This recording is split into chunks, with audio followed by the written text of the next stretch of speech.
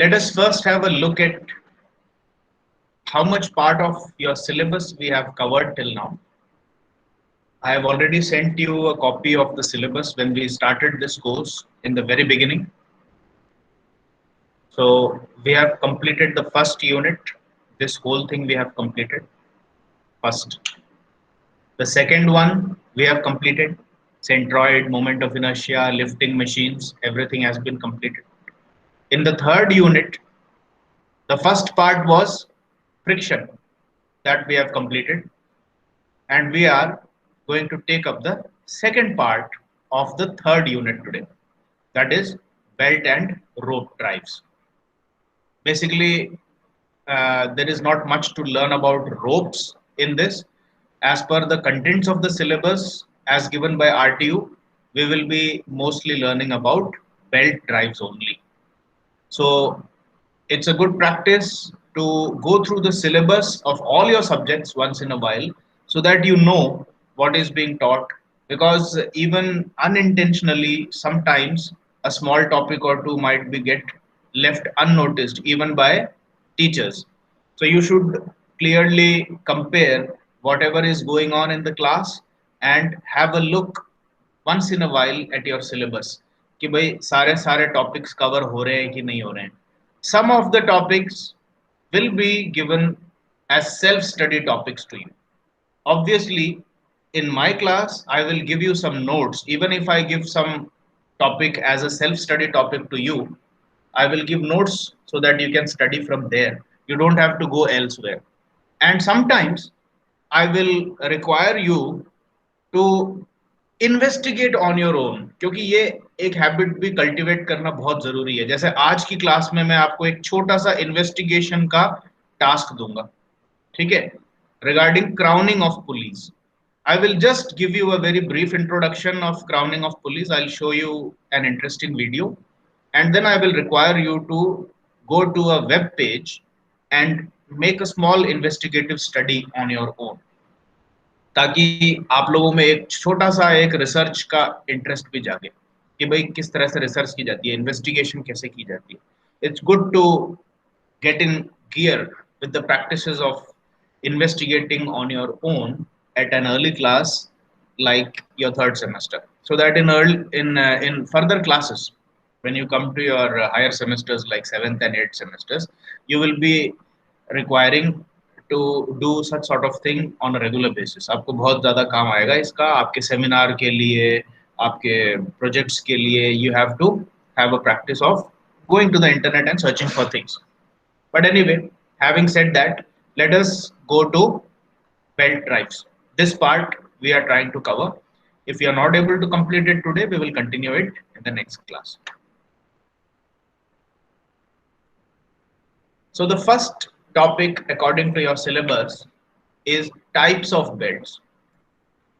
I have made an elaborate lecture note of approximately 14 pages. It's around 14 pages. But the good thing about this particular lecture number 17, this lecture note PDF, is you don't have to go to any textbook. Any textbook. You just read these 14 pages, develop an understanding of the concepts, remember the formulae, and learn how to do the derivations. Then you will be good to go with the complete syllabus. So regarding belt and rope drives, this PDF that I will be sending to you today will constitute your complete elaborate syllabus. So I have put in a lot of information, diagrams, even some small photographs, so as to complete the required information by you. So once again I am mentioning you, अगर आप लोग इस lecture number 17 को पढ़ लेते हैं तो आपको और किसी किताब से कुछ भी रेफरेंस लेने की जरूरत नहीं है. ये आपके एक किताब के चैप्टर जैसा ही है. Obviously, I have taken content from multiple books and multiple web resources. तो इसमें फोटोज जो सब डाले हैं ये मैंने अपने हाथ से नहीं बनाए हैं. I've definitely taken them some from books and web resources, but the information for you is complete. ठीक है. Types of belts, self study. Self study का मतलब मैंने यहाँ पर इंफॉर्मेशन दे दी है. I don't have to waste even a single second by explaining to you what is a ribbed belt, what is a circular belt, tooth और timing belt क्या है. जितनी इंफॉर्मेशन देनी थी सारी इंफॉर्मेशन मैंने यहाँ पर आपको ऑलरेडी दे दी है. So you just read it. This can come as a theoretical question in your examinations. Types of belts कौन-कौन से हैं? So you should be able to make simple diagrams like this. इसके अंदर ये जो चीज दिख रही है, this thing is part of a pulley. The flat belt is only this black portion. Similarly, V belt is there. V belt is only this portion. The remaining part is the cross section of your pulley. Rope, ribbed belt, all these things. Okay? Ribbed belt actually looks like this. So go through the text given by me and you will definitely get a good understanding about what has to be written in the examination. Again, another theoretical topic, types of belt drives. I have taken all the resources, added some extra information, put in good diagrams. तो इस तरह की simple diagrams ही आपको बनानी है. जैसे कि open belt drive की बात करें तो ओपन बेल्ट ड्राइव में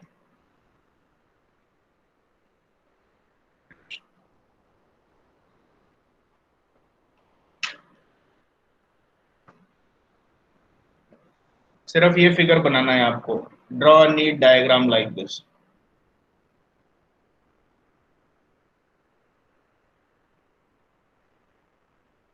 बस इससे ज्यादा नहीं चाहिए. Not even the diagram made here. ये इतना कॉम्प्लिकेटेड भी नहीं बनाना है. बस ऑब्वियसली ये चीजें आपको लिखनी है. This is the slack side, this is the tight side, the direction of travel of the belt, the direction of rotation of the pulleys, and which one is the driver pulley and which one is the driven pulley. You write all those things. But the diagram that is expected of you is only this much. इतना सा diagram बनाना है, neatly बना दो. It will be better if you can make the diagram with the help of a compass and a scale and pencil and all. Not exactly like I have drawn over here. ये तो मैंने जल्दी में बना दिया है. आप लोग अपना simple diagram बनाओ लेकिन उसको neatly बनाओ. That is important. Okay. Similarly, when it comes to cross belt drive, ऐसा ही एक फिगर आप बनाएंगे. ये ऐसा सब इतना डिटेल बनाने की बिल्कुल जरूरत नहीं है. You go for a simple image like this.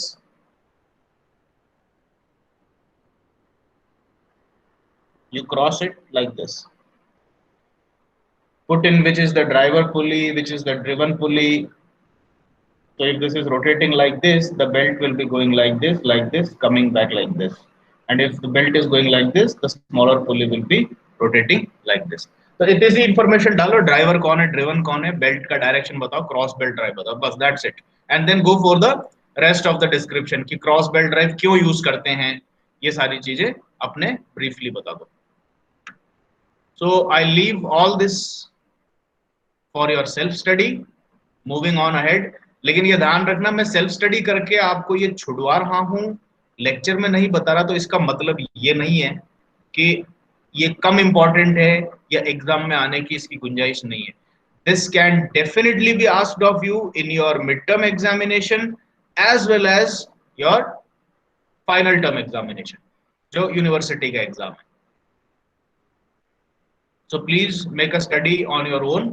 Now we will directly come to something that is called as velocity ratio.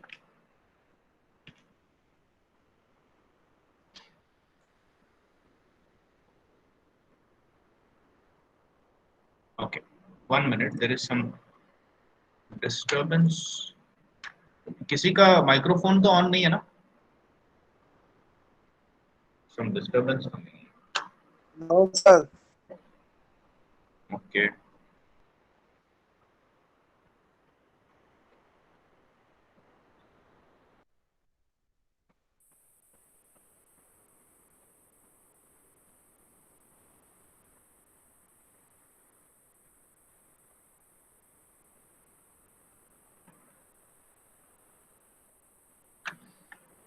Okay, can you hear what I am saying right now? अभी सुनाई दे रहा है? Yes, sir. Okay. Yes, sir. Let us continue now. Velocity ratio has to be taken in two cases. In the first case of a simple belt drive. अब ये simple belt drive क्या है ये अपन ने पढ़ा नहीं है. सिंपल बेल्ट ड्राइव नहीं है तो दूसरा कौन सा होता है? It's called as a compound belt drive. It's basically a simple belt drive combined with another simple belt drive. अब ये देखो, this is pulley number 1, this is pulley number 2. They are connected with a belt. This is pulley number 3 and this is pulley number 4 and they are connected by another belt. But in order to make it a compound drive, what they have done is pulley number 2 को pulley number 3 के ऊपर चिपका दिया है. इधर compounding हुई है. This is called as compound. ठीक है. And in doing so they have eventually made it as a stepped pulley. तो अगर आप ये देखना चाहते हैं कि ये 2 और 3 को कैसे ज्वाइन किया हुआ है, then I can show you like this.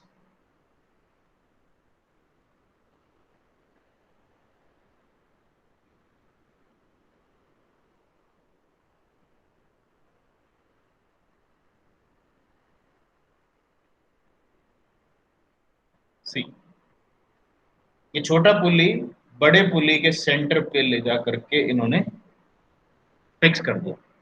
So this is called as a stepped pulley और अ कंपाउंड पुली. अब देखो इसमें क्या था. Pulley number 2 is the smaller one, pulley number 3 is the larger one. तो this is pulley number 2 and this is pulley number 3. ये चीज समझ में आ गई आपको ये कैसे किया हुआ है. And now with the help of belt the first pulley is connected to the second one. तो सेकेंड वाले पे बेल्ट आ रही है ऐसे, ये फर्स्ट से आ रही है, और थर्ड वाले पे बेल्ट जा रही है यो.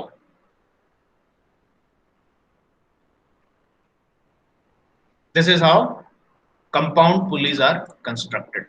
तो कंपाउंड ड्राइव्स है. Now the thing about a compound belt drive is since the diameter of pulley number 1 and pulley number 2 are not the same, therefore if n1 is the rpm of pulley number 1, then the second pulley will have a different rpm because their diameters are different.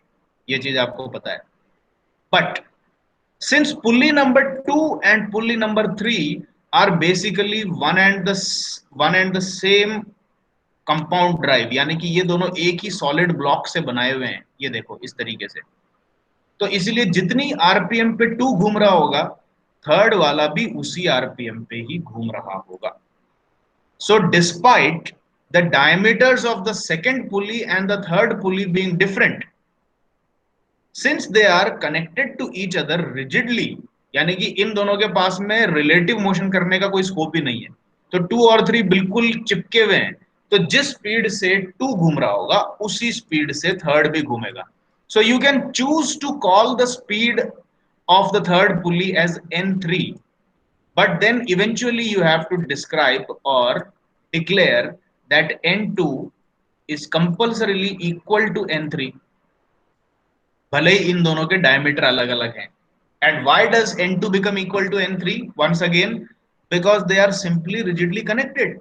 इनके पास कोई चारा ही नहीं है, एक दूसरे के साथ में जन्म जन्म के लिए चिपके हुए हैं ये. But again pulley number 4 is separate.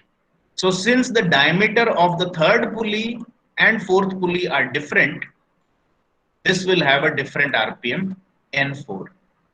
तो आपको अब देखो कंपाउंड बेल्ट ड्राइव के अंदर टोटल कितनी पुलीज दिख रही है? 1 2 3 4. So there are 4 RPMs supposedly, n1, n2, n3 and n4. But since out of these pulleys the diameters of all the pulleys are different, the diameter of the first one is d1, diameter of second is d2, diameter of third one is d3 and diameter of fourth one is d4. But since the second and third pulley are rigidly connected to each other, n2 will be equal to n3 although d2 is not equal to d3. ये है compound belt drives का case. So we will come to the case of compound belt drives, but let us finish the velocity ratio of the simple belt drive. ठीक है?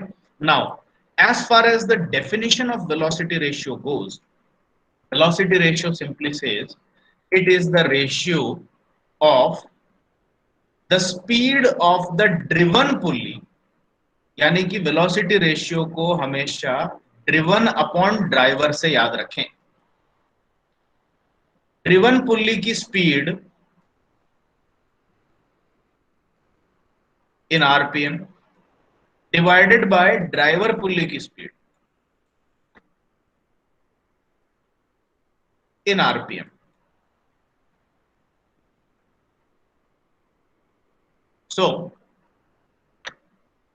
here we are declaring N1 as the rotational speed of the driving pulley. So N1 is driving. So obviously N2 or the second pulley, or the, let us say this is the second pulley, this is the first pulley. So first pulley is driving.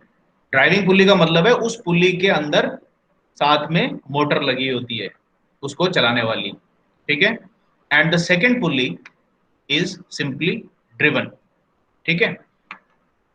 So now what happens is the velocity ratio will have to be defined as driven वाला है speed n2 और driver की speed है n1.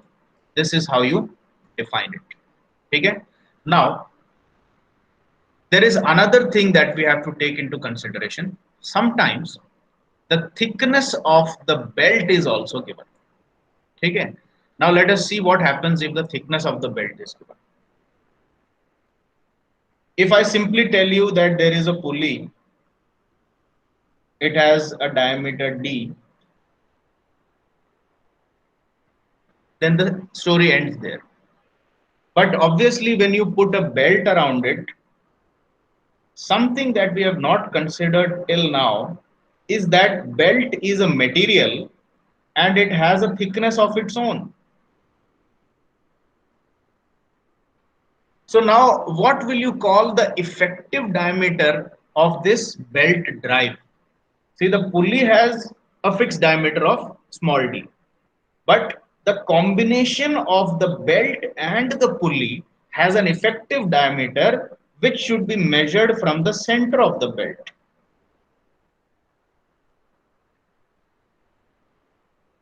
So this is supposed to be the effective diameter of a belt drive. Okay, from the center of the belt to the center of the belt on the other side. Now if somebody says that we are giving the thickness of the belt as t, then can you guess the effective diameter from this figure? कोई एक जना D मेरे plus क्या करना पड़ेगा? Effective diameter कितना हो D जाएगा? plus T. इस साइड में Sir, कितना D ऐड कर plus रहा हूं? T. इस साइड D में plus t T. by 2 add करूंगा और इस साइड में भी t by 2 ऐड करूंगा. So the effective diameter is d plus t by 2 plus t by 2, or simply d plus t. That is the end of story. So this is the concept of thickness of belt. So whenever thickness of belt is given, you have to take the effective diameter not as the diameter of the pulley d, but the diameter of the pulley plus the thickness of the belt itself. Okay? Now once this is understood, you can understand this. ये देखो, twice of t by 2 को d1 में add कर दिया है. You can effectively take the diameter as d1 plus t.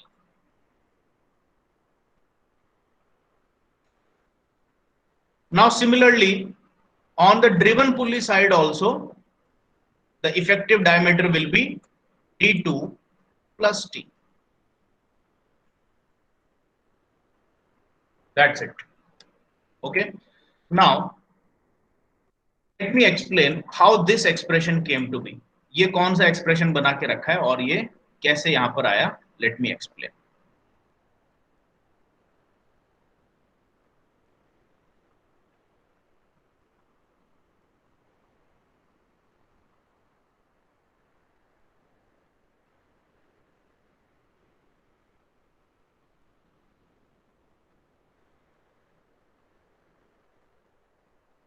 So this is the belt drive.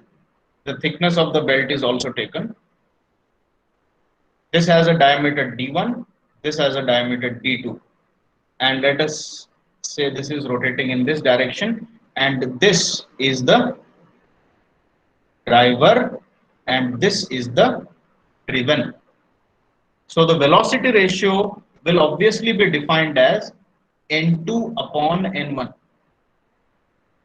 the velocity or the RPM of the driven pulley to that of the driver pulley. So this is the expression that we are looking for. Okay.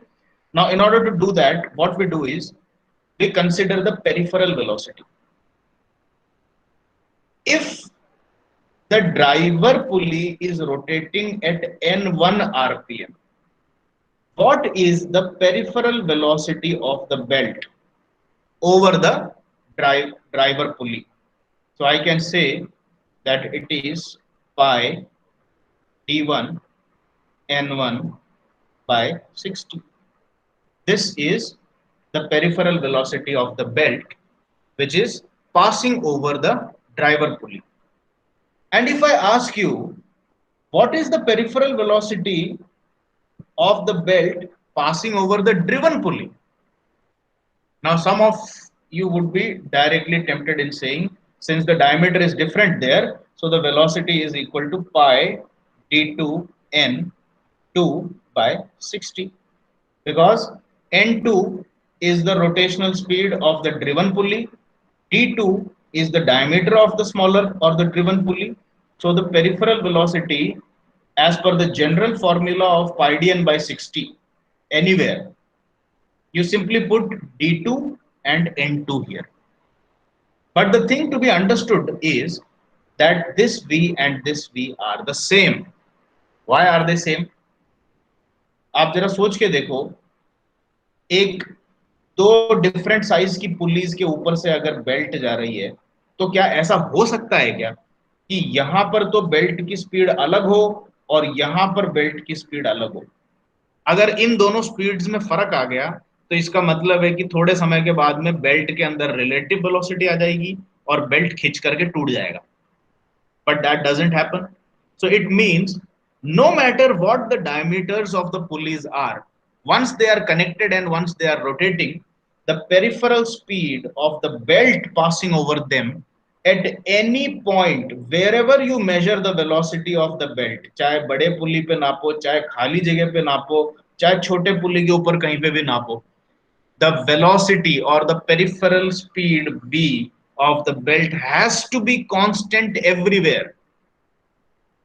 So if you compare the velocity of the belt passing over the bigger pulley is this, the velocity of the belt passing over the driven pulley is this, and since the velocity has to be constant everywhere, so you can say without doubt that pi d1 n1 by 60 must be equal to pi d2 n2 by 60. This is a compulsory requirement now. Why? Because this is the peripheral velocity we are talking about. Now you cancel out pi on both sides, 60 on both sides.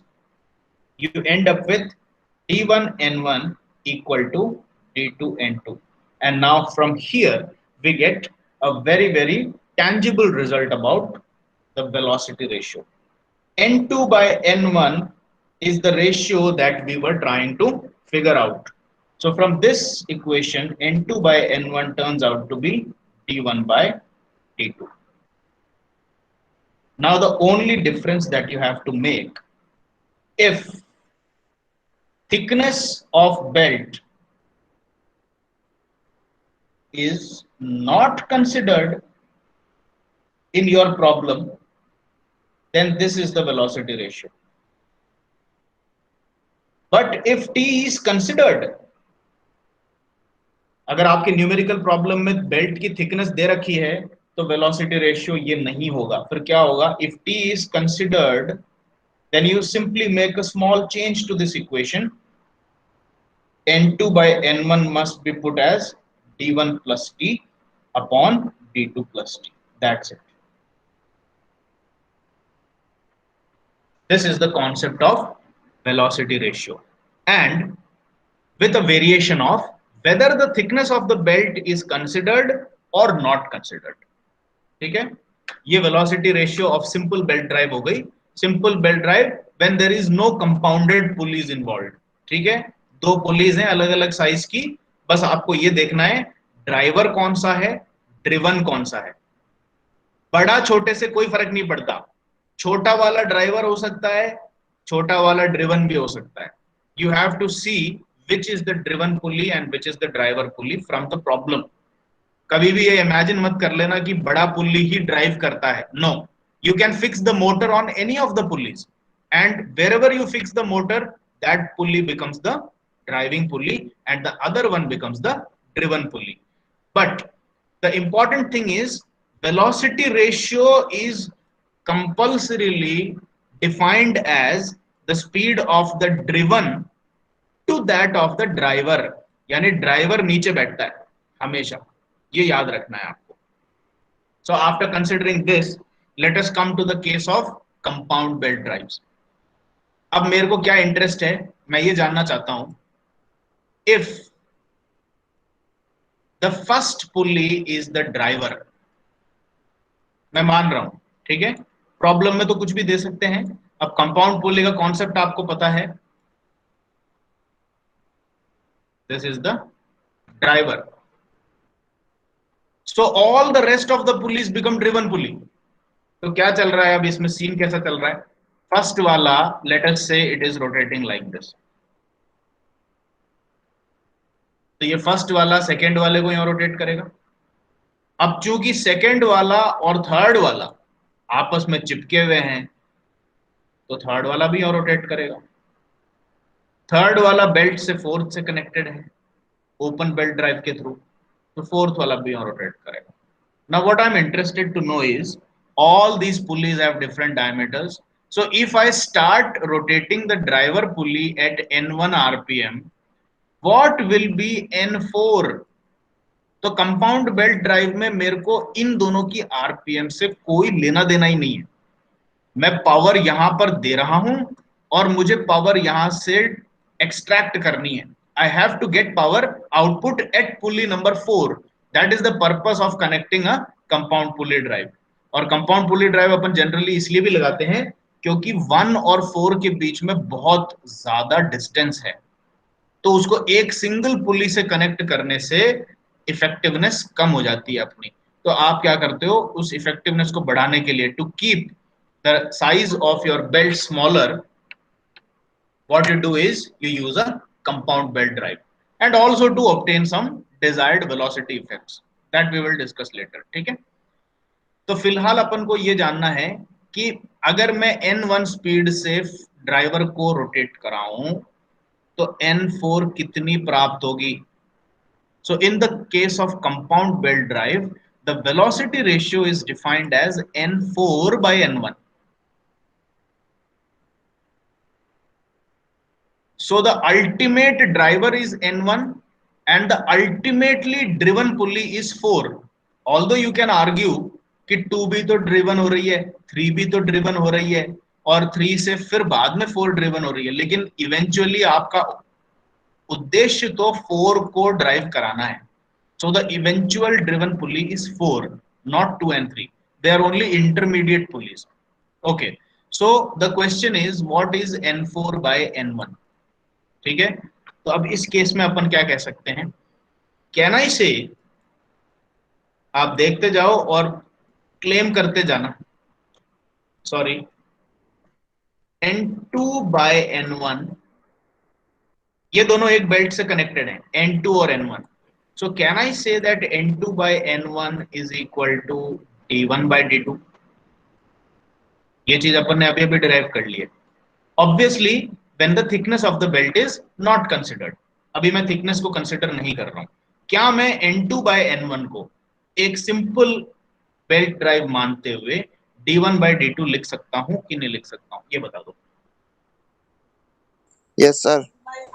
ठीक है, now what is the next belt drive that you see here? You see that the third and the fourth pulleys are connected with another belt. So can I write, since 4 is the driven pulley and for this belt n3 or the third pulley is the driver pulley, भाई ये अलग बात है कि third वाला खुद second के चलने से चल रहा है और सेकंड वाला खुद वन के चलाने से चल रहा है, लेकिन अगर मैं सिर्फ 3 और 4 को देखूं तो इन दोनों में ड्राइवर कौन है? इन दोनों में तो 3 ड्राइवर है, ठीक है। So can I write n4/n3 equal to d3/d4?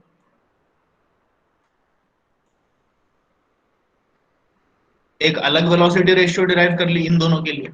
Can I do this और नॉट? Yes, sir. ठीक है। Now you have got two equations, you multiply these two, so what I get is n2/n1 multiplied by n4/n3 must be equal to d1/d2 into d3/d4.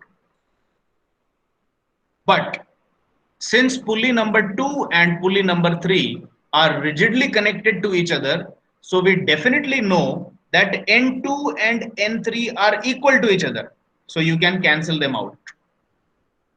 So what you get is n4/n1, that is the desired velocity ratio in the case of a compound drive, is equal to d1/d2 d3/d4 all multiplied by together like this.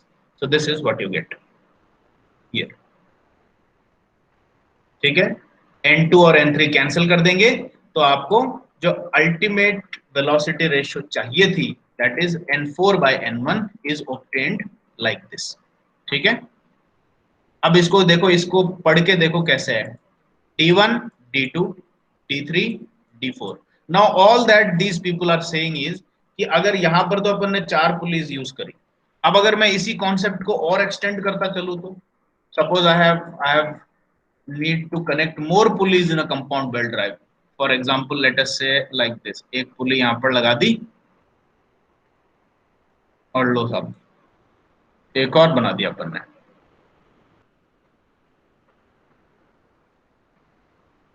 another pulley. So this one is pulley number 4. I have created pulley number 5 and then pulley number 6. अब देखो ये 5 और 4 भी वैसे ही connected हैं compound drive से, जैसे ये देखो, just like 2 and 3 were connected as a compound pulley, exactly like that your 5 and 6 are, sorry, 5 and 4 are connected, and then from 5 another belt has been taken to connect pulley number 6. So now there are 6 pulleys and 6 different diameters. तो कभी भी अगर ऐसे compound drive chain की तरह चले 1 2 3 4 5 6 ऐसे चलती जा रही है, and if somebody asks you what is the ultimate velocity ratio n6/n1, यानी कि वेलोसिटी रेशियो को कैसे डिफाइन करते हैं, कौन सी चीज चल रही है 6, कौन चला रहा है 1, तो n6/n1 is the velocity ratio. How do you find the expression for this without going into all this derivation? इसमें जो डेरिवेशन अपन ने किया था कि भाई वेलोसिटी रेशियो को ऐसे डिफाइन करते हैं, फिर मल्टीप्लाई किया दो इक्वेशंस को, ऐसे वगैरह किए बिना I can directly right a shortcut now. अब देखो इसको याद रखने का शॉर्टकट क्या है, क्या चाहिए अपने को, n6/n1 चाहिए। I am not even looking at any figure, I am simply going to write it as this, d1 d2 d3 d4 d5 d6, that's it, खेल ही खत्म। अब अगर आपसे कोई पूछे कि नहीं साहब 6 नहीं है, मेरे पास 8 पुल्ली हैं, सो n8/n1 क्या होगा, कोई दिक्कत नहीं है, चालू कर दो बिल्कुल चेन की तरह, ऊपर से चालू करो, d1 d2 d3 d4 d5 d6 d7 d8, और बताओ साहब, और लाने पुल्लीज 50 ले आओ, 100 ले आओ। So in a compound belt drive You simply go on adding pulleys like these, it will not matter. The velocity ratio can be simply obtained as a sequence of diameters starting from the numerator. यहां से d1 की शुरुआत करो, नीचे d2, d3, d4, d5, d6. अगर ऐसे याद नहीं रखना तो ऐसे याद रख लो, सारे ऑड नंबर ऊपर, सारे इवन नंबर नीचे डायमीटर में. ये देखो 1, 3, 5, 2, 4, 6. So you remember in any sequence as you want to remember. Now obviously this is derived by considering that the pulley is simply rotating with a very thin belt. And if somebody tells you कि नहीं साहब इसमें belt की thickness आपने नहीं ली, तो क्या करने का है? कोई दिक्कत नहीं है, इसी पे ले आओ. बेल्ट की थिकनेस चाहिए, n8 by n1 वापस से बना लेते हैं, t1 plus t by t2 plus t. हर जगह d के साथ में t ऐड करते चलो individually. t3 plus t by t4 plus t, t5 plus t by t6 plus t, and so on. So this is the complete concept of velocity ratio of a belt and how the thickness of the belt can affect the velocity ratio. ये सारी चीजें आपने पढ़ ली, और किस तरीके से with thickness of belt और without thickness of belt velocity ratio मिलेगी, ये भी आपने सीख ली. But the most important thing among all these things is how to define the velocity ratio. Velocity ratio का definition change नहीं होना चाहिए. Driven divided by driver होना चाहिए velocity ratio. This is the important thing here. अब ये चीज अपन ने समझ ली. Now let us go to the next concept of slip in the case of belt drive. अब ये बोल रहे हैं कि भाई हर टाइम पे आपकी बेल्ट बिल्कुल परफेक्ट पकड़ बनाए रखे पुली पे, ऐसा तो जरूरी नहीं है. Now let us study the effect of slip.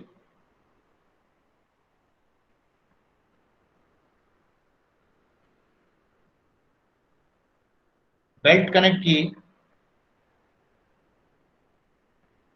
we have to declare one of the pulleys as driver and another as driven.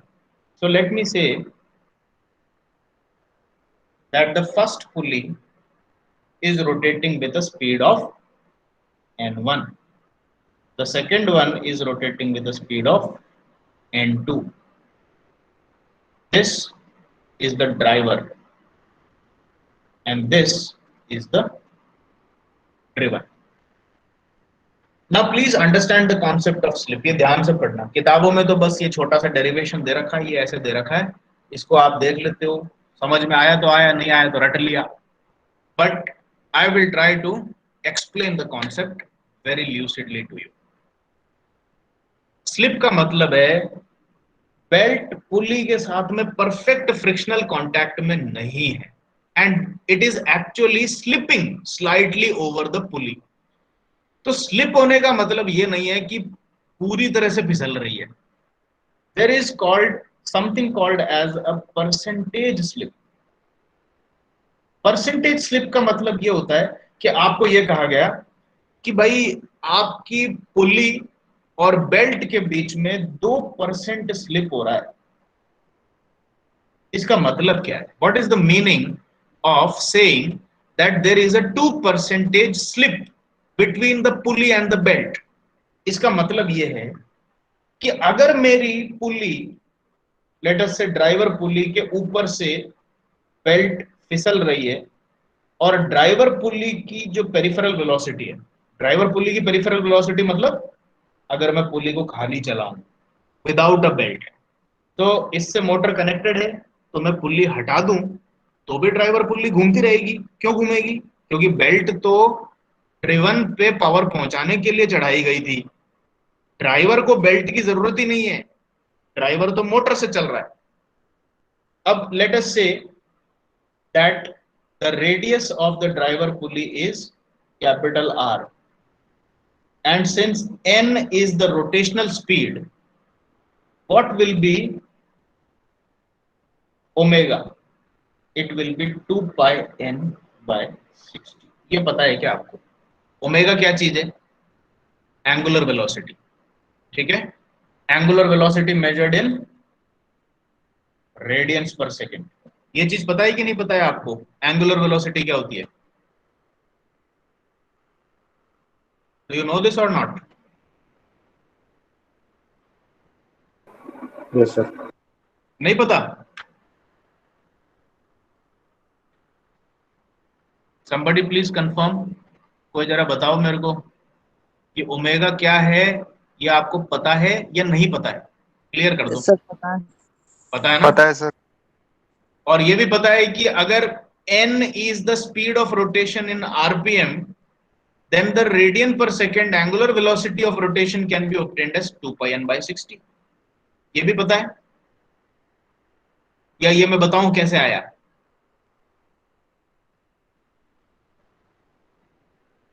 Yes sir पता है। ठीक है, तो अपन इसको मान के चल रहे हैं कि ये आपको पता है। So if n is given, then omega can be found as 2 pi n by 60 radian per second। और ये अभी पता लग जाएगा कि भाई ये ओमेगा बीच में क्यों ला रहे हो आप। अभी तक तो अपना काम n से चल रहा था, आरपीएम से चल रहा था, and now all of a sudden when the case of slip is being discussed, I want to introduce the concept of omega. ऐसा क्यों? क्योंकि स्लिप जो है वो ना तो आरपीएम में हो रही है ना ओमेगा में हो रही है। स्लिप किस में हो रही है? वेलोसिटी ऑफ बेल्ट में हो रही है, that is the peripheral velocity v। अब इसको डिफाइन करने के लिए अपन को ओमेगा लेके आना पड़ेगा। अब मेरे को ये बताओ, कोई भी एक बंदा आप में जो कॉन्फिडेंट हो, प्लीज टेल मी कि अगर एक डिस्क ओमेगा रेडियन पर सेकेंड से रोटेट कर रही है और उसका रेडियस r है, तो उसकी पेरिफेरल वेलोसिटी v या टेंजेंशियल वेलोसिटी जिसको कहते हैं वो कितनी होगी? Let me redraw this figure once again like this, जिससे कि अपने आगे की कहानी कलेक्ट हो जाए। Capital R is the radius, and now I am not talking about rpm n, I am talking about the angular velocity omega। तो omega की एंगुलर वेलोसिटी से मेरी पुली रोटेट कर रही है। मैं ये जानना चाहता हूं कि इस टॉप पॉइंट पे जो टेंजेंशियल वेलोसिटी होगी v, वो कितनी होगी? Anybody? R omega. The correct answer is the peripheral velocity will be r into omega। ठीक है, अब मैं ये कहना चाहता हूं कि अगर इसके ऊपर से बेल्ट चढ़ी हुई है,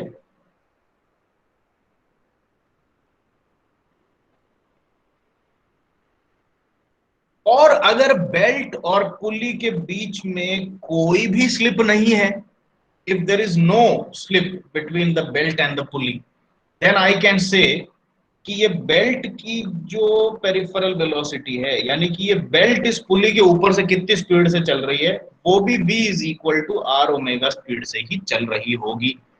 कब चल रही होगी? In the case of no slip. लेकिन अब अगर मैं कहूं कि एक्चुअली पुली जिस स्पीड से v स्पीड से घूम रही है और बेल्ट जिस v स्पीड से चल रही है उसके ऊपर, उन दोनों के बीच में 2% का स्लिप है, तो इसका मतलब यही है कि बेल्ट की speed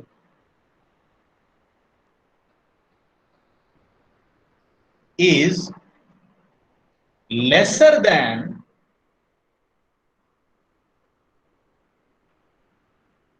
the speed of pulley by 2%। ये है इसका मतलब। तो अगर मैं ये कहूं कि मेरी एक पुली है और पुली के ऊपर बेल्ट है, पुली की स्पीड v है और बेल्ट की स्पीड भी v है, और कोई स्लिप नहीं है, तब बेल्ट की v और पुली की v सेम है। अगर उसमें स्लिप है तो इसका मतलब है कि जो पुली की स्पीड बेल्ट को ट्रांसफर होनी चाहिए थी वो पूरी तरह से ट्रांसफर नहीं हो रही है, थोड़ी थोड़ी फिसल करके स्लिप हो रही है। तो इसका मतलब बेल्ट की जो स्पीड है वो कम हो जाएगी। वो कितनी हो जाएगी? कितना स्लिप है? 2% का स्लिप है, तो 2% से कम हो गई। सो can I say that the speed of my belt in this case will be 100 minus 2 divided by 100 multiplied by velocity of pulley। क्या ये मैं कह सकता हूं कि नहीं कह सकता हूं? ये देख के बताओ। क्यों कहा मैंने ऐसा? क्योंकि मैंने ये डिक्लेयर कर दिया है कि 2% की स्लिप हो रही है। तो अगर मेरे को पुली की स्पीड पता है तो बेल्ट की स्पीड कैसे पता करूंगा? तो आप मेरे से यही पूछोगे कि स्लिप कितनी हो रही है साहब, ये बता दो। मैंने बोला 2% की स्लिप हो रही है। तो इसका मतलब अगर पुली की स्पीड v पुली है तो बेल्ट की स्पीड कितनी होगी? 98% ऑफ v पुली होगी। ठीक है, यही कहूंगा मैं। Yes sir. तो 98% को कैसे लिखूंगा? 100 माइनस 2 डिवाइडेड बाय 100। और ये 2 क्यों यूज कर रहा हूं? क्योंकि मेरे को गिवन 98 नहीं है, मेरे को ये गिवन है कि 2% की स्लिप हो रही है। और आपके न्यूमेरिकल प्रॉब्लम में भी यही दी जाएगी कि there is a slip of इतना percentage between driving pulley and belt. So what will be the speed of belt? ठीक है, तो ये होगी वेलोसिटी ऑफ बेल्ट। अब इस चीज को लेते हुए अपन अगर डेरिवेशन पे आते हैं तो this is what is given by the derivation here. ठीक है, अब देखो यहां पर क्या किया हुआ है। वेलोसिटी ऑफ पुली कितनी होगी? आर इंटू ओमेगा होगी। ये आपने पहले ही कह दिया। ठीक है, आर इंटू ओमेगा को मैं कैसे लिख सकता हूं? आर को लिख सकता हूं डायमीटर बाय 2 इंटू ओमेगा। अब अगर मैं ये भी कह दूं कि साहब मेरे बेल्ट की थिकनेस टी को नहीं लिया, उसको भी ले लो, ठीक है, ये भी ले लेते हैं। अब बेल्ट की थिकनेस को एक ही साइड पे लोगे साहब, ये देखो, क्योंकि आपको इफेक्टिव रेडियस बनाना है।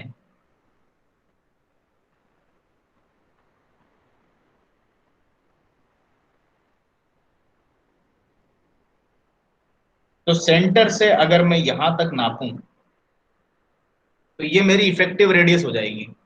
तो ऑलरेडी रेडियस तो कैपिटल आर है और थिकनेस ऑफ बेल्ट अगर टी है तो मैं रेडियस के साथ में कितना ऐड करूं? पूरा टी ऐड करूं या सिर्फ t/2 ऐड करूं? T/2। सिर्फ t/2 ऐड होगा। तो ये तो हो गया रेडियस आपका d/2। तो इसमें मेरे को थिकनेस का हाफ और ऐड करना पड़ेगा अगर थिकनेस ले रहा हूं तो। So considering the thickness also this becomes d/2 plus t/2 times omega. ये मेरी स्पीड ऑफ पुली हो गई। या फिर इसको मैं सीधे सीधे ऐसे लिख सकता हूं d plus T whole divided by 2 into omega. ये चीज यहां पर डेरिवेशन में दे रखी है। यहां से बात स्टार्ट होती है। अब देखो ये क्या बोलता है, पेरिफेरल स्पीड ऑफ ड्राइविंग पुली। ठीक है, एक फिगर बना लेते हैं अपन यहां पे वापस से। ये ड्राइविंग पुली है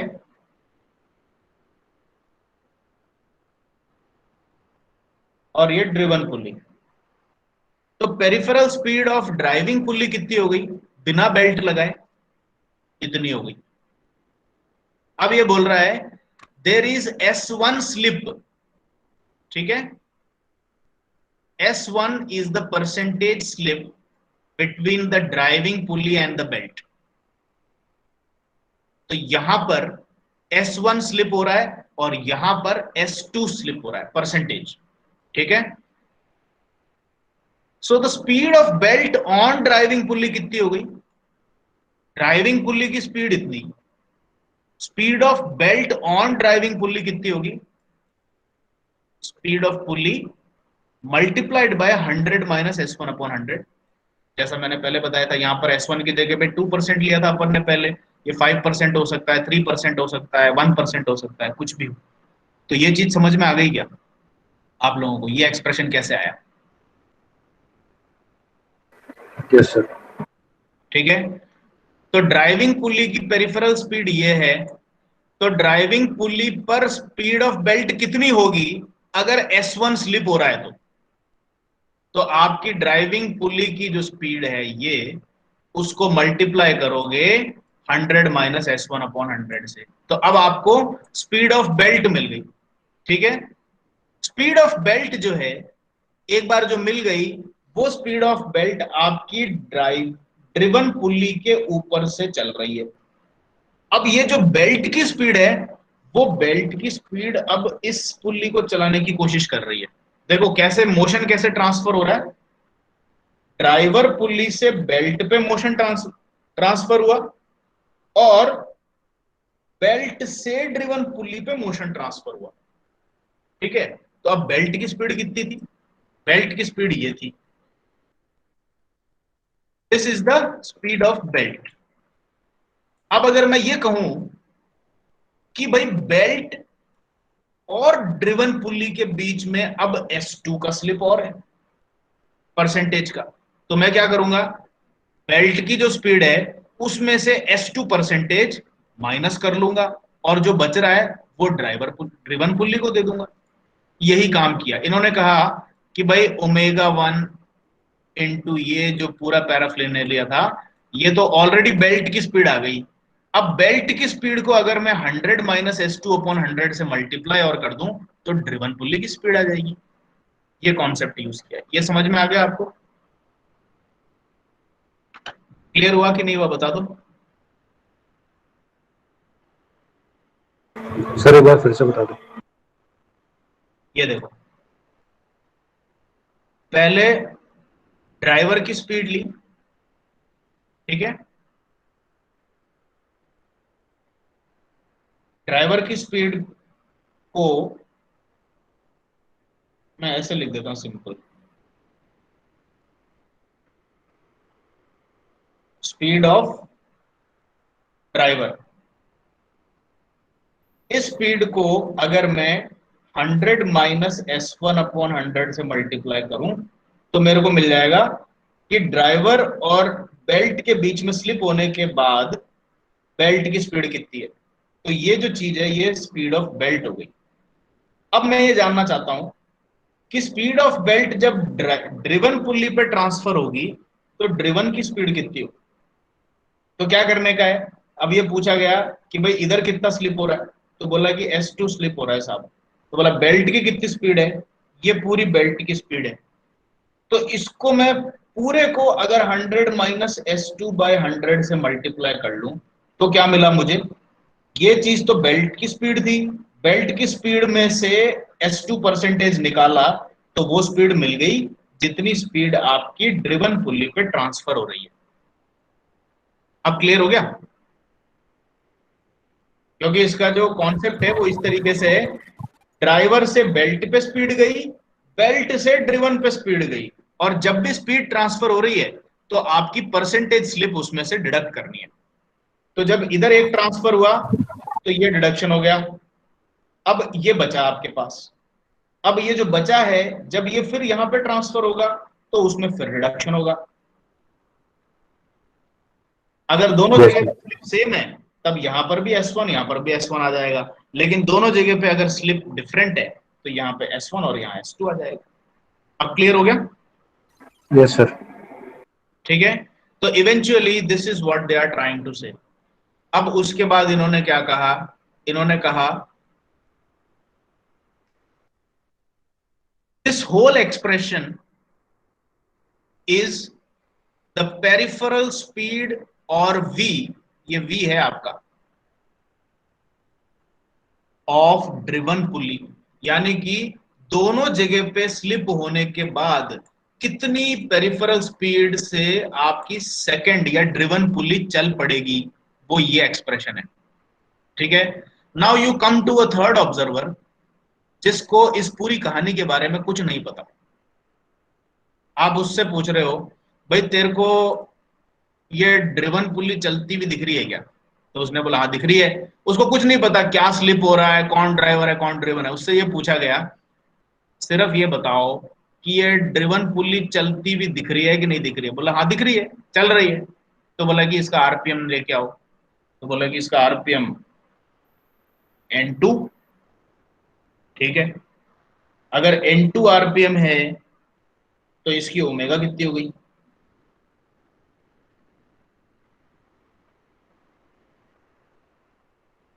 ये भी पता लग गया। बोला कि अच्छा अगर इसकी ओमेगा पता लग गई तो इसकी पेरिफेरल वेलोसिटी बता दे। तो बोला कि ठीक है, ये तो आसान है। इसका रेडियस कितना है? बोला कि साहब इसका रेडियस तो ले लो d2/2। बोला बेल्ट की थिकनेस भी लेनी है क्या? हाँ लेनी है। ठीक है, ये हो गया। तो कुल मिला के हो गया ω2 इंटू d2 + t/2। तो ये क्या चीज लिखी है? Peripheral velocity of the driven pulley in terms of an observer who doesn't know that any slip और एनीथिंग इज ऑकरिंग। ठीक है, तो उसके लिए तो सिर्फ दिख रहा है कि ω2 की रेडियन पर सेकंड से ड्रिवन पुली घूम रही है। उसको ये नहीं पता कि उस ड्रिवन पुली को बेल्ट चला रहा है। उसको ये नहीं पता कि उस बेल्ट को एक ड्राइवर पुली चला रहा है। तो अब अगर इन दो टर्म्स को कंपेयर करूं, as observed externally the peripheral velocity obtained at the driven pulley is ω2 into d2 + t/2, this thing.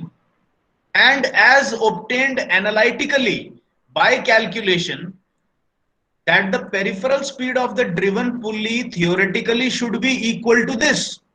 So now what we can do is, जैसा एक तीसरे ऑब्जर्वर को दिखा और जैसा आपने कैलकुलेट किया, इन दोनों को इक्वल कर दो। अब आप इन दोनों को, इस एक्सप्रेशन को और इस एक्सप्रेशन को, this is what we are doing. So putting ω2 d2 + t/2 which is the speed of the driven pulley observed externally। Sir इन दोनों को इक्वल क्यों किया? हाँ, क्या बोल रहे हो? सर इन दोनों को इक्वल क्यों किया? क्योंकि ये इक्वल हैं। ऐसा क्यों है इक्वल? क्योंकि आपकी ये जो कैलकुलेशन है, ये क्या चीज है? ये आपने कैलकुलेट किया है कि ड्रिवन पुली की पेरिफेरल वेलोसिटी स्लिप होने के बाद कितनी प्रोड्यूस होनी चाहिए। और ये क्या चीज है?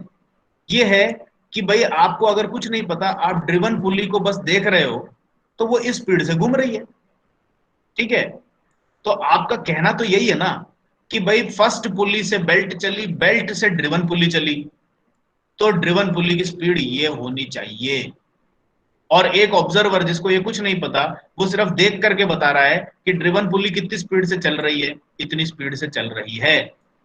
तो आपकी कैलकुलेशन और ऑब्जर्वर की ऑब्जर्वेशन को इक्वली तो रखोगे आप, अलग अलग थोड़ी रखोगे। आपने ये क्या कैलकुलेट किया है? यही तो कैलकुलेट किया है कि ऑब्जर्वर जो देखेगा वो कितना होना चाहिए। और ऑब्जर्वर को ये कुछ नहीं पता, ये ऊपर वाली चीजें कुछ नहीं पता। ऑब्जर्वर तो बोल रहा है कि बस ये स्पीड मुझे दिख रही है, और आप कह रहे हो कि जो दिखेगी वो ये स्पीड होगी। ये आपकी मैथमेटिकल कैलकुलेशन है। तो अब आप इसको इक्वल नहीं रखोगे तो और क्या रखोगे बताओ? समझ में आया कि नहीं आया? Yes sir. ठीक है, सो this is your prediction of peripheral velocity of driven pulley. This is the actual observation of the driven pulley. So put your prediction equal to the actual observation to obtain this relationship. तो अब आपने इसको rearrange किया, ω2 के नीचे ω1 को लेकर के गए, और ω2/ω1 लिखो चाहे n2/n1 लिखो, एक ही चीज है। ऐसा क्यों? क्योंकि ω2 2πn2/60 है और ω1 2πn1/60 है। अब ω2/ω1 रखोगे तो वो ऑब्वियसली n2/n1 ही निकल के आएगी, सारी काटापिटी करके। ठीक है, तो ω2/ω1 का रेशियो निकालो चाहे n2/n1 का रेशियो निकालो, एक ही चीज है। So when you put this to equal, ये जो एक्सप्रेशन है ये आती है। Now this is something that you have to remember. ठीक है, कि अगर स्लिप दे रखी हो तो कैसे ट्रीट करना है वेलोसिटी रेशियो को। और यही अपना टॉपिक था, what is the effect of slip on velocity ratio. अगर स्लिप नहीं होती तो n2/n1 इतना सा ही केस बनता। ये आपने पहले डिराइव कर लिया, अभी ये तो ऑलरेडी आपने डिराइव किया हुआ है कि n2/n1 इतना सा बनता है। लेकिन अगर दोनों जगह पे स्लिप आ जाए, ड्रिवन पुली पे स्लिप आ जाए S2 का और ड्राइविंग पुली पे स्लिप आ जाए S1 का, तो ये केस हो जाएगा। अच्छा, अब एक न्यूमेरिकल का केस अगर ये बोले कि slip is only occurring at the driving pulley, there is no slip at the driven pulley, so what will be the expression n1 n2 by n1? आप बताओ। सर S2 वाला S1 में रहेगा, ये टर्म गायब कर दो, 1:100 हट। ठीक है, Yes, sir. ये वाला बॉक्स गायब हो जाएगा और वेलोसिटी रेशियो का एक्सप्रेशन सिर्फ इतना सा बन जाएगा। अगर आपको कोई कहे the slip is only occurring at the driven pulley and there is no slip at the driving side, तो ये बॉक्स S1 हटा दो। वाला हट जाएगा। अब सिर्फ ये दो बॉक्स मल्टीप्लाई S1 होकर वाली के टर्म हट जाएगी। वेलोसिटी रेशियो हो जाएगी। And if somebody says the slip at the driving side and the slip at the driven side are equal to each other, तो क्या करोगे? सर ये लास्ट वाला फॉर्मूला सर। सर तो ये S1 इक्वल टू S2 हो गया, ठीक है, क्योंकि दोनों तरह की स्लिप आपने एक ही बता दी, लेकिन स्लिप तो दोनों तरफ हो रही है, तो ये दोनों बॉक्स रखने भी पड़ेंगे। तो अब आप एक काम करो, S2 को S1 ही बना दो, तो ये दो टर्म सेम की सेम रिपीट हो गई। तो अब मैं क्या करूंगा, इसको ऐसे लिखने की बजाय एक इस पे स्क्वायर लगाया और इसको हटा दिया। Now this is my velocity ratio. If the slip is occurring at both sides, but the slip is equal at both sides, in that case one of them will be squared and the other will be removed, ठीक है, ये करना पड़ेगा। अब ये नीचे जो दिया हुआ है ये एक कॉन्सेप्ट दूसरा है। कई बार क्या करते हैं, आपको S1 और S2 देने की बजाय दे simply say that the total percentage slip at both the pulleys, driver और ड्रिवन दोनों पे जो टोटल स्लिप है वो एस है करके दे देते हैं। तो वो एस कैसे निकाला जाए? तो उस केस में अगर आपको कोई सिर्फ स्पीड रेशियो निकालने को बोलता है तब तो ये हो गया। क्यों? क्योंकि इसमें S1 और S2 अलग से है नहीं, टोटल स्लिप ही बता दी बस। तो इसको ऐसे यूज कर लो आप, वेलोसिटी रेशियो के साथ में 1 - s/100। और अगर कोई ये पता करने में इंटरेस्टेड है कि ये टोटल स्लिप चीज क्या है, भाई स्लिप हमने समझी थी कि ड्राइविंग पे S1 स्लिप होती है, ड्रिवन पे S2 स्लिप होती है, तो अलग अलग दे दे तो इन दोनों को मल्टीप्लाई करते हैं। लेकिन अगर कोई आपको क्वेश्चन में टोटल स्लिप करके कोई चीज दे दे तो वो टोटल स्लिप निकाली कैसे जाए? You simply compare these two, भाई इस चीज को किससे मल्टीप्लाई किया गया है? टोटल स्लिप के केस में इससे मल्टीप्लाई किया और अलग अलग स्लिप के केस में इससे मल्टीप्लाई किया, तो इन दोनों को इक्वल करके देख लो कि ये S कितना आता है। So that is what they are doing here. Put this quantity equal to the product of these two quantities to find ये total slip कितना है। तो ये क्वेश्चन बना करके भी पूछ सकते हैं आपसे। This can become an independent question कि ड्राइविंग पुली पे 2% स्लिप है, ड्रिवन पुली पे 1% स्लिप है, टोटल स्लिप कितना है? फटाक से किसी के दिमाग में आएगा 3%। गलत। कैसे निकालेंगे टोटल स्लिप? टोटल स्लिप निकालने का फॉर्मूला फिर ये हो जाता है। So if S1 is 2% and S2 is 1%, then you have to make use of this 2 and 1 in this expression to find out what is the total slip. ये चीज समझ में आ गई? तो स्लिप ऑफ पुलिस से रिलेटेड आपको क्या क्या चीजें समझनी है? स्लिप ड्राइवर साइड और ड्रिवन साइड दोनों पे अलग अलग भी हो सकती है, बराबर भी हो सकती है, किसी एक जगह पर भी हो सकती है। यहाँ पर S1 स्लिप है, यहाँ पे S2 स्लिप है, और काफी केसेस में टोटल स्लिप S करके भी दे देते हैं। तो उस केस में S जो है वो S1 + S2 नहीं है। वो कैसे है? इट इज S1 प्लस, ये देखो इसको कैसे निकाला गया है, it is S1 + S2 - S1 S2 by 100, और वो इन दोनों को इक्वेट करने से निकलती है। So always beware of the quantity और the term which says total slip. Total slip, there is a slip at driving side, there is a slip at the driven side. ये तीनों क्वांटिटीज अलग अलग हो सकती है, ठीक है? तो किसी भी केस में आपको ये चीजें कैलकुलेट करनी आनी चाहिए। अब इससे रिलेटेड अपन कुछ एक न्यूमेरिकल बाद में करेंगे, तब आपको और क्लियर हो जाएगा। आज अपन यहीं स्टॉप कर देते हैं। आज जो कुछ भी मैंने समझाया इसमें अगर आपको कोई भी कंफ्यूजन है, then after I take attendance you can stay with me and ask your doubt, ठीक है? और अगर कोई कंफ्यूजन नहीं है तो अटेंडेंस के बाद आप क्लास छोड़ करके जा सकते हैं. Now let me just Okay, take the sir. Attendance.